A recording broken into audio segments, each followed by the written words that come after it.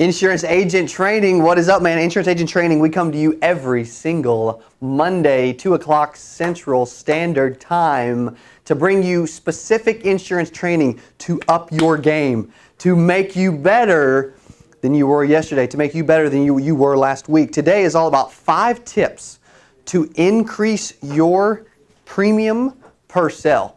I know a lot of agents, this is a really popular question, a lot of agents struggle with the increasing their premium per sale. A lot of agents will average about $40 a month. I would say the average is probably about $50, but you get a lot of agents that are literally average about $40 a month of monthly premium for every life or final expense sale. Today, you can use this for any product lines. Today I'm going to give you 5 tips to increase your premium per sale from 30s, 40s, 50s, upwards of $70, $80 a month, all by using these 5 steps. So what I'm going to do first is I'm going to go through each step. I'm going to write down each step, and then I'm going to give you more information on each specific step as we go. The first step is, because if this is 5 steps to increase your average sale, to increase the premium, the first step is to talk. I'm going to touch on these, then I'm going to go back through these in great detail. The big thing is talk less. A lot of insurance agents, a lot of salespeople believe, hey, I've got the gift of gab, man. I can do anything. I can sell anyone. I'm here to tell you that the gift of gab is actually a hindrance and that it does not help you in sales, because I know that people buy from me. People end up buying from me only when I get them talking and when they are talking more than me. So I need to be open. I need to get them talking. So talking less. The gift of gab is a curse. That's not something you want to focus on. We're also going to get into, when it comes to talking less, a scripted presentation. A lot of agents believe in a scripted presentation. They'll walk in, they'll have a padfolio, literally, and they'll flop it out, or they've got a binder and they want to walk through this huge PowerPoint on a computer or this huge presentation. Let's show pictures. Let's do this and that. I'm here to tell you, I believe that is a mistake. I believe us starting a presentation by us focusing on us, the agent, or talking about us, or trying to reiterate us, I believe that is a mistake, because you need to build a relationship with them. That warm-up process is really important. Dude, they don't know you. They don't care about you. You need to care about them. It's an old saying. It's cliche. Hey, they don't know. They don't end up buying because they don't know how much we care. Well, us talking about us doesn't tell them how much you supposedly care about them. So not having a scripted presentation is important. Also, the next thing is, don't talk money. Don't ask budget. This is a big no-no and a big misconception in our business, and it took me a long time to understand that one. The biggest mistake that new agents make is, hey, how much can you afford to spend on a monthly basis? And they assume that this is legit and that they're actually going to get a number, that they know what they're talking about. Number one, when you ask them, hey, how much you can afford, they do not know the answer to that question. That's the first thing. They don't know the answer. They have no clue. But also, it gets the prospect thinking about price too early in the conversation. You do not want them thinking about price. You want them thinking about you. You want them thinking about the value. You want them thinking about the features and the benefits. You do not want to talk price. You don't want to ask budget. You don't want to ask how much they can afford. I'm telling you, this is why agents end up selling smaller policies. The next step is focus on the relationship. I believe that salespeople should spend 10 to 15 minutes on the warm-up. And sometimes it can go longer. But when you just jump in the house, when you speed through the warm-up and then you go direct into fact-finding, there's no relationship. People buy from us when they trust us, when they like you, when they like us, and when they're comfortable pulling out their wallet. They don't feel comfortable pulling out their wallet if there's no relationship. I'm telling you what, the relationship is what sells policies. The value is what sells policies. Premium, the carrier, the company, how much coverage, they don't care. And so you need to be focusing on, we got tickets flying for this event, man. Tickets are coming in like crazy. I've already had 3 since we jumped on.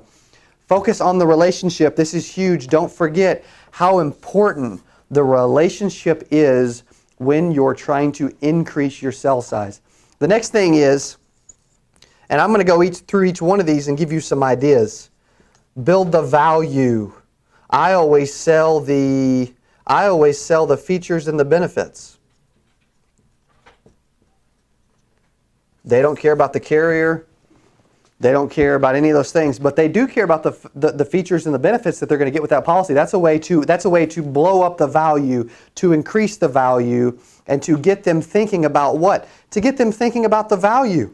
To get them thinking about the value that gets associated with what it is that you're selling to them right now. And that's all because you were able to sell features and benefits. That's all they care about. They care about the relationship. They care about the features and benefits. What am I getting? How awesome is it? And also, when it comes time to close, I use these as trial closes to get them to make a decision. And then the 5th step is to give 3 options. And I give 3 options based on what they need. I give 3 options based on what they need. This is a big word, based on what they need, not based on what I think that they can afford, not based on what they think they can afford, not based on what you think that they can afford. What's up, Timothy? I give 3 options, Patricia, Francisco, Derek. I give 3 options based on what they need, not based on what they think or what you think that they can afford. So any questions about these 5 steps to increase your average premium per sale before I go deeper into each one? Any questions about these specifically? Because if you can sell $70, $80 policies, then why would you keep selling $30, $40, $50 policies if you know that you can sell $70, $80, $90 policies? There's been a lot of weeks where I've averaged $90, $100 a month or more, all by following this system and these 5 steps to increase my sell. So let's jump to the first one again first, which is, these were the 5 steps. I've showed you all 5 of those. Let's talk about talking less, the first step in the 5 steps. Let's talk about talking less. I believe that when they talk more, you make the sale. I believe that when you talk less than they do, I believe that you make the sale. I believe that when we ask questions, we make the sale. I believe that when we ask open-ended questions, we get the sale. I believe that when we get them talking, we make the sale because they tell us what we need to know. I believe that when you're fact-finding and you can get them talking and telling you what you need to know, that you can make the sale by getting them to talk more, you talking less, asking questions, asking open-ended questions, because it puts you what? It puts you in control. It doesn't mean that when they talk more than you do that they're in control, because you can be asking questions to lead the conversation where you want to go. It's kind of like they're on the path with you. Or you know what? Say they're on the path and you have got a chance to guide them where you want to go along this path by steering them, by asking them questions, asking them open-ended questions. Derek says, hey, what are some good warm-up questions? I'm going to make sure that I get to that when I get to the relationship. Good warm-up questions. You got it, D. You had a question on YouTube as well. What we got on YouTube? It says, do these 5 steps only work for final expense? These 5 steps, that's a great question. Who was that by? Tate, great question, man. Thanks so much for asking. Tate said on YouTube, hey, do these 5 steps also, do they only apply to final expense? Dude, talking less applies to any type of insurance sale. Not talking price applies to any insurance sale. Focusing on the relationship and the warm-up applies to any insurance sale. Dude, these are sales in general, honestly. building the value and the 5 benefits. I can build the value and come up with 5 benefits with step number 4. Whether I'm selling final expense, life, Medicare, P&C, doesn't matter. You need to be selling value and benefits. Also, giving 3 options based on what they need. Giving 3 options based on what they need, not what they think they can afford or not what you think they can afford. That's also can apply to anything. Stephen, Henry, Roth. You guys just joining, make sure to share this Facebook video out. Like the Instagram and the YouTube, and keep the comments and questions coming, because I've walked through all 5 steps. Now we're going over each step individually, and the first step to averaging more premium per sale, larger cases, is talking less. You need the customer to be talking. You need to be asking open-ended questions in the warm-up, in the fact-finding, anything. You say, well, dude, okay, what kind of questions can you? Another ticket to the wealth conference just came in. When you say, hey, dude, when you talk about the warm-up and building the relationship, what are you talking about? Well, when you're talking about warm-up, you can ask questions like, hey, how long have you lived here? Where are you originally from? Wow, this is a beautiful place. Have you always been farming? You know, did you grow up on a farm as a kid?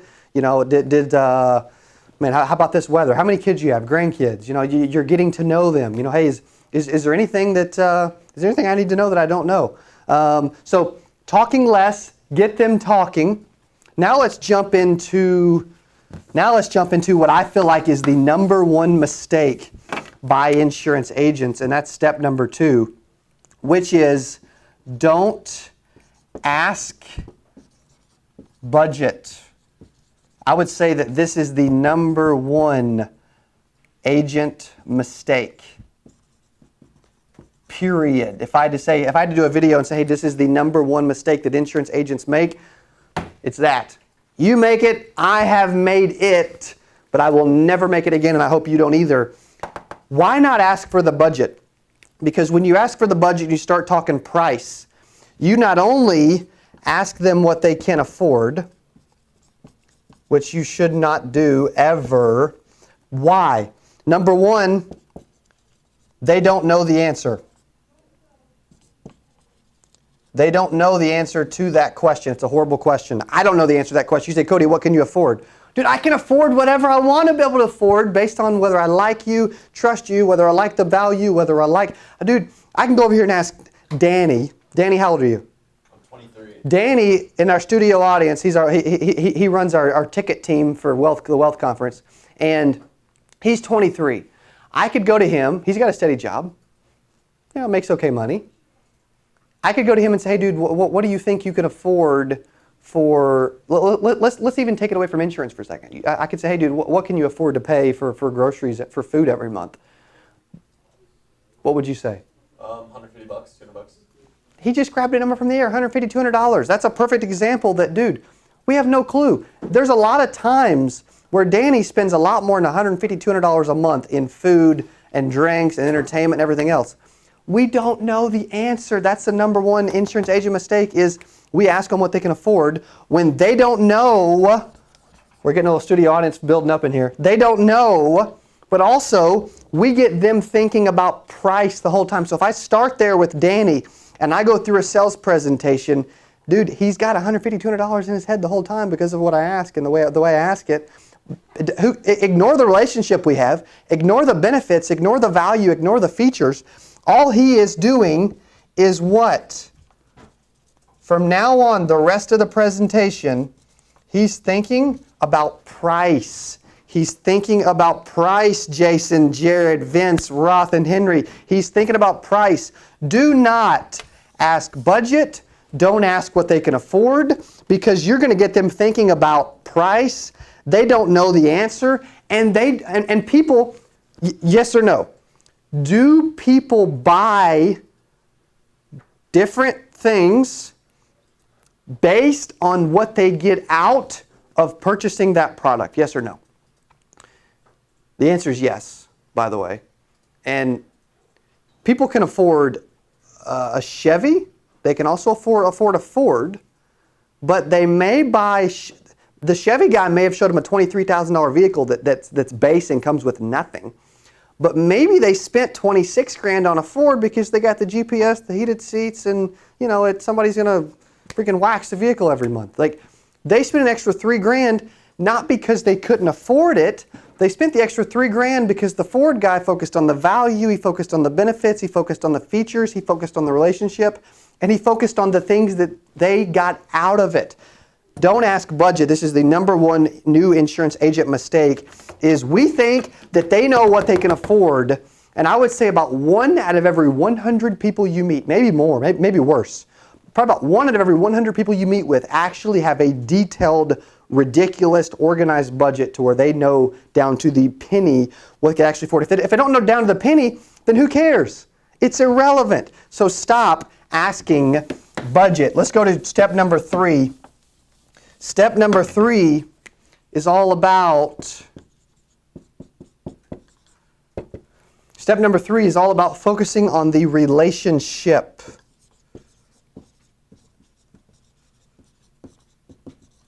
It's all about the relationship.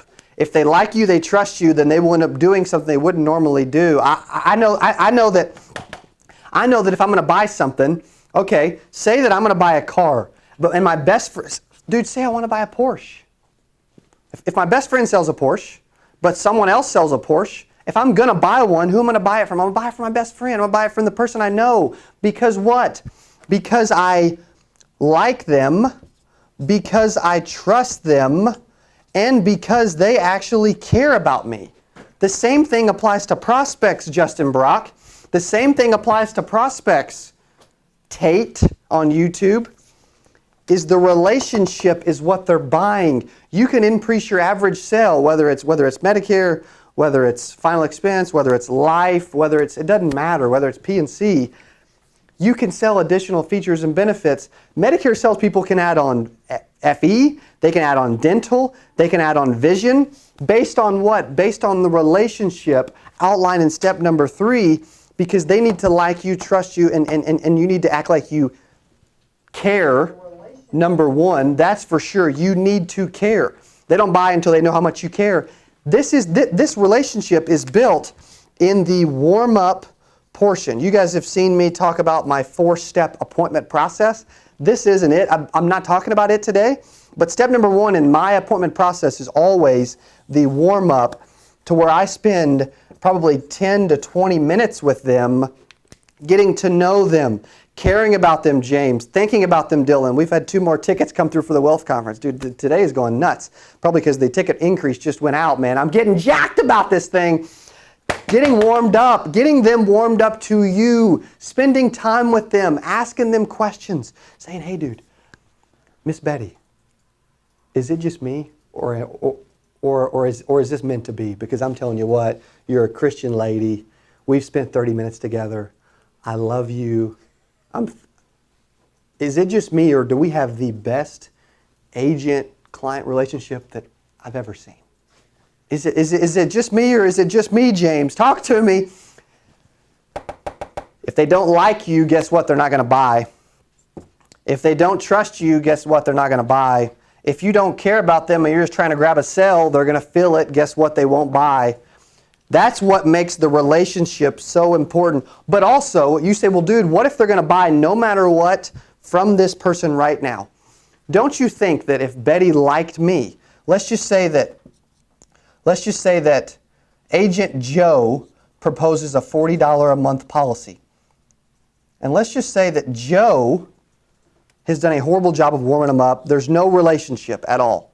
She doesn't like him, she doesn't trust him, and he doesn't care.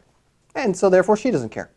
Or let's just say that James Kelly over here off of Facebook comes in, he has a relationship, he's warmed up the prospect likes James, the prospect trusts James, James cares about the prospect, and so does the prospect cares about James.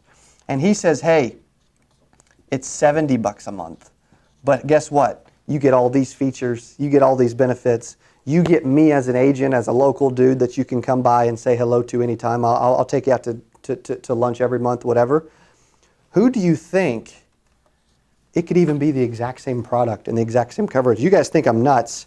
People buy stuff, people pay more all the time based on the what?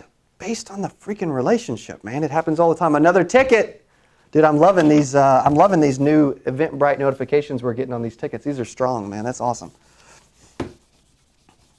People are registering entire teams to come to this wealth conference. All right, step number 4. Step number 4. What do you think step number 4 is?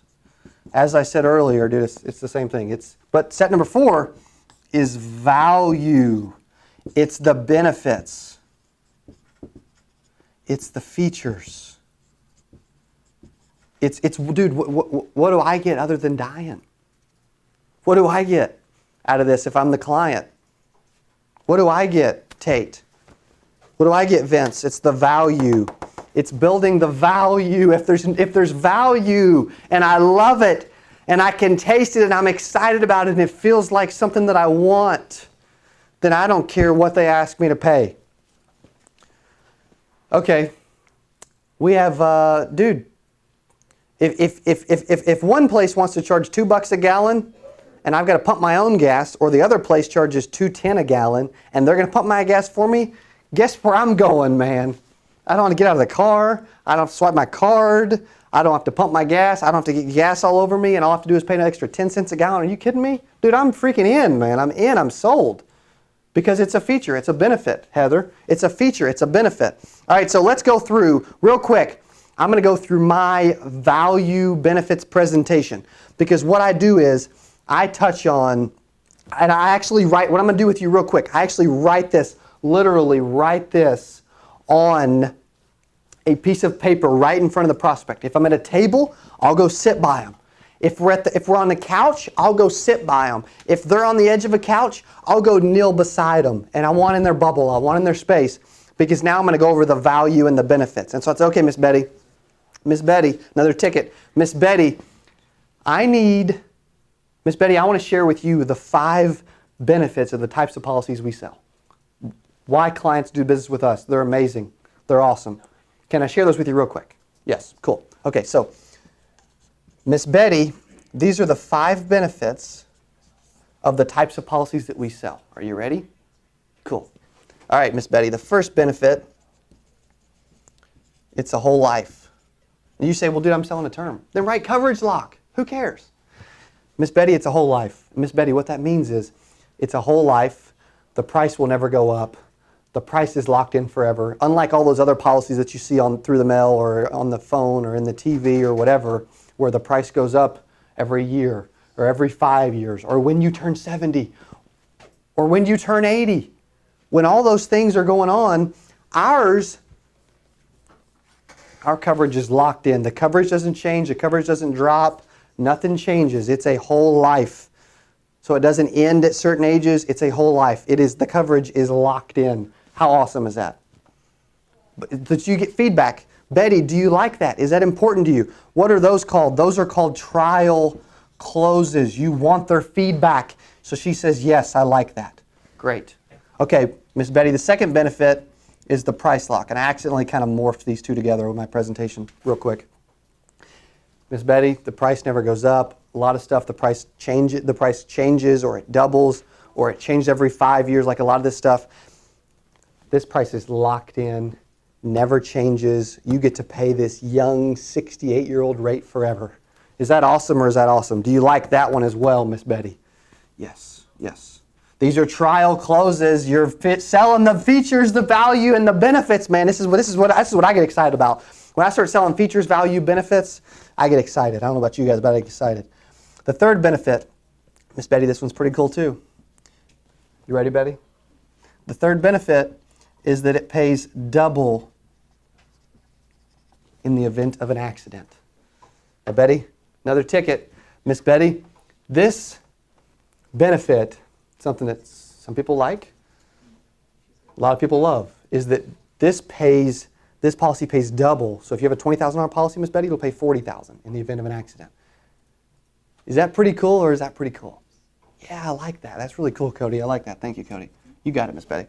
The fourth benefit, and you can change these, man. It doesn't matter. If you've got policies that come with living benefits and you want to talk about critical illness riders or disability riders or nursing home riders or whatever, that's fine. But you've always got to have these 3 in every presentation. and then whatever number 5 is, which I'm going to touch on in a second. You always got to keep these 3. You can change the other 2, but you always got to have those 3. I tell them, hey, this policy builds cash value. What's up, Matthew? This policy builds. Matthew, we're selling the benefits, features, and doing some trial closing, man. So, Miss Betty, this comes with this policy builds some cash value.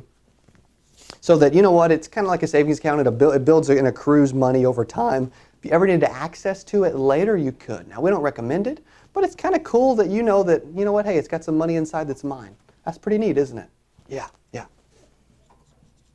And then the 5th benefit, my favorite, and again, you can change 3 and 4, but you can see that I'm going through the 5 benefits and I'm getting yeses, I'm getting engagement. You say, hey, Betty, the local agent one is probably the most important, because in the event that you need minor changes, guess what you have to do if you buy something through a commercial or through a direct mail piece or through the mail or whatever. You say, Betty, most of the time you have to call a 1-800 number. You have to wait on hold for gosh knows how long, sometimes 40 minutes, an hour, hour and a half. You don't know where you're talking to this person at. Rather than going through all that, guess what happens when you have a local person like me, to where you can just call me anytime you want and I'll change anything you want anytime you want. Is that pretty neat, or is that pretty neat? Yes. I like that. Cody, that's really, really important to me. Okay, Miss Betty, even more important than minor changes though, Miss Betty, unfortunately, when that time comes where you're no longer with us and you're not here, and your family, you said earlier, your beneficiary was your son, George. And rather than leaving this big burden to George, and George have to go get, death certificates and mail them off, and get claim certificates from the insurance company and mail them off, and get stuff notarized, and have to deal with the funeral home and family and friends coming in, and this and that, and then getting a check weeks, days, 30 days, 60 days, 90 days later, rather than all that, him having to handle all that and call the insurance company and wait on hold for 40 minutes and all this, the burden, the things that we don't enjoy, rather than doing all that, guess what? Same thing you got to do with minor changes. Guess what George gets to do? He gets to call me, Betty, say, hey, unfortunately my mother's no longer with me, George, and I'll say, you know what, man, I hate to hear that. Your mother was an awesome woman, George. I'm going to take care of all this for you, buddy. Whatever you need, I'm going to make sure that I get a check in your hand in a matter of a few days to a few weeks, man. I'm going to take care of this right away, really quick. Betty, is that valuable? And do you like that benefit as well? Yes, that's my favorite. Awesome. Now, that, and then I immediately go into 3 options and keep pitching. But, another ticket, baby. Value. The features, the benefits, the trial closes. I'm going over the benefits. I'm going over the features. These are all features and benefits. But then I'm getting trial closes. But I've got my favorite trial close that I haven't even done yet. I'm saving the best for last. My favorite trial close is after I've put all 5 of these out. And you see what's going on. I'm getting them used to making decisions. I'm getting them used to expressing their feelings, getting them used to choosing options. And then after I lay out all 5 of these, Miss Betty, I know all these are awesome, but tell me this. Out of these 5, which one do you like the most? Which one of these are most important to you? They may say, I don't know. I really like the price lock and I like the local agent. Okay, great. And they're awesome. And those 2 are great. Out of those 2, if you had to pick one, which one would you choose? Because saying I don't know or choosing multiple options is not an answer. We're doing this to get them used to making decisions, to get them choosing options. And you got to ask one more time. They say, dude, I don't know. Okay, well, if you had to choose, hypothetically, if you had to choose, which one would you say? She would say, you know what? It would probably be the price lock. I love that. Or it would probably be the local agent. Is it because of the fact that I get to do all that for you, or because we're just the best pair in the world? So then you've asked the big trial close. You've got them to choose. Then you immediately go into 3 options. Okay, Betty, great. All 3 of these options comes with all 5 of these benefits. So we've got, Betty, we've got $25,000, for $125 a month. We've got $20,000 for $100 a month. We've got $15,000 for $75. Betty, now it comes with all 5 of these, Betty, which is awesome. Especially the price lock and the local agent, which I know you loved. Of these 3, which are you most comfortable with? Which do you like? And then you get them to choose. This is why value, features, and benefits is so stinking important. Do you think your average sale will go up if you started walking through this and spending time and diving in? You better freaking believe it. And then that's where I get into giving 3 options based on need. Based on need. 3 options based on what? Based on need. Not what they think they can afford, not what I think they can afford. I'm not pulling out my wallet and making a decision for them. I'm not buying based on my budget. I'm not buying based on their budget. I'm buying based on what they need. I'm selling the exact same thing, and they'll buy and sell the exact same thing as well. Need. I give 3 options based on what? Based on what they need. So then I'm walking through it, just as I did just a second ago. I'm walking through, okay, Miss Betty, now before I show you these options, these are amazing. They come with all 5 of those benefits because, and guess what? Another little secret. I would have already wrote down the options before I went through the benefits because, Lauren, when I go through the benefits, they're already hyped, they're excited, they're ready to make a decision. I need to go immediately from the benefits into the options, into the prices. So I'm going to say, you know what? I've got 3 options for you. Betty, you're going to love them. I actually already know which one you're going to choose. I really do. All 5 of these benefits, you get all 5 of these benefits, especially the local agent and the price lock, which I know you loved. I kind of know which one you're going to choose, but I need you to be I need you to make that decision, Betty. So Betty, I've got $25,000 for $125 a month. I've got $20,000 for $100. And I've got $15,000 for $75. Number 1, I put the biggest at the top and I went down. They get smaller as they go down, not the reverse way around. I immediately move into the options and then I say, Betty, which of these 3 do you like the most? And then I shut up and I let Betty do what? I let Betty make a decision. We're going to have to put these tickets on a different email. I keep getting blown up over here. $25,000, $20,000, and $15,000. And then Betty says, hey, you know what? I think I want this one. Because about what? Like 80% of the time they choose the one in the middle. So they choose the one in the middle. And then you immediately go to, great, perfect. Let's see if we can get you approved. What's your full legal name? It's not rocket science. These were any questions about this too before we keep going, Austin, Matthew?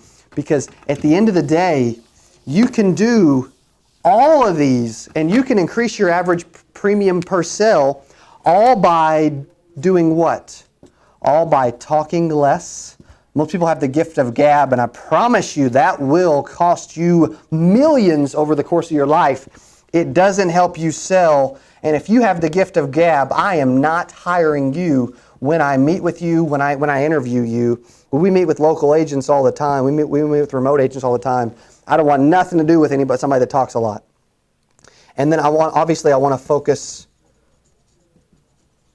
I want to never ask for budget. Do not ask for budget. I want to build the relationship. I want to talk less. I want to focus on the value of the features and benefits, which we just went over. And then I want to give 3 options. Based on what? Based on what they need. These are the 5 steps to increase your average, highest number on top. Exactly, Matthew. These are Cody's 5 steps to increase your average premium per sale. You say, dude, how does talking less help me? Because you need them talking. Just trust me. You want them spilling the beans and saying stuff, man. You want them talking. Don't ask for budget because they don't know the answer to how much they can afford. No one knows the answer to that question. It's a dumb question. But not only do they not know what the answer to that question is, you've got them thinking about price the rest of the appointment. How stupid is that? If you're doing it, stop it. You're screwing yourself up. You're killing yourself. You are legitimately taking money out of your own pocket when you ask that freaking question. The third step is the relationship. They need to like you. They need to trust you. They need to be sold on you. They need to be so excited that you are their guy, that that you are their guy forever. Because when they like you and trust you, then they buy. And then step number 4, the value has got to be there. It's got to be paramount. It's so important. Go over my 5 benefits presentation. Build up the value. It's got to be so big that they can't help but do business with you. And then the options, man. And then the 3 options. The 3 options. Based on what they need. Give them 3 options. From biggest to smallest. And get them to choose. Get them to make a decision. They say, dude, I don't know, man. That's a tough decision. Okay. Well, if you had to choose, hypothetically, if you had to make a decision, which one would you choose? These are the 5 steps to increase your average sale. Any questions before we wrap this thing up today, dude? Professor Cody's been at work today for 38 minutes. Minutos. Any other questions? Nick, Matt, Austin, Lauren, Heather, Tate, Vince, everybody else has joined. I want you to increase your sales. I want you to make money, and I want you to make a lot of money for a long time, which is why I'm giving you my 5 steps to increase your average premium per sale, simply by talking less, never asking for budget, building a relationship, focusing on the value and the 5 benefits.